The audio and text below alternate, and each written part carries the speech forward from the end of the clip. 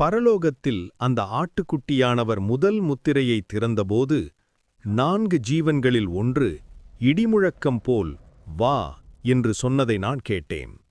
இதோ ஒரு வெள்ளை குதிரை, அதன் மேல் அமர்ந்திருந்தவன் வில்லை பிடித்திருந்தான். அவனுக்கு கிரீடம் கொடுக்கப்பட்டது. அவன் ஜெயிக்கவும் மேலும் ஜெயிக்கவும் புறப்பட்டான். 2வது முத்திரை திறக்கப்பட்டபோது 2வது ஜீவன் வா என்றது. ஒரு செம்மஞ்சள் குதிரை புறப்பட்டது. அதன் மேல் அமர்ந்திருந்தவனுக்கு பூமியிலிருந்து சமாதானத்தை அகற்ற அதிகாரம் கொடுக்கப்பட்டது. மனிதர்கள் ஒருவரையொருவர் கொல்லும்படி செய்தான். அவனுக்கு பெரிய பட்டயம் கொடுக்கப்பட்டது. 3வது முத்திரை திறக்கப்பட்டது. 3வது ஜீவன் வா என்றது. இதோ ஒரு கருப்பு குதிரை, அதன் மேல் அமர்ந்தவன் கையில் தராசு இருந்தது. 4 ஜீவன்களின் நடுவிலிருந்து ஒரு சத்தம் கேட்டது. 1 தினாரத்திற்கு 1 அளவு கோதுமை, 1 தினாரத்திற்கு 3 அளவு வாரி, ஆனால் எண்ணெயையும் திராட்சரசத்தையும் சேதப்படுத்தாதே.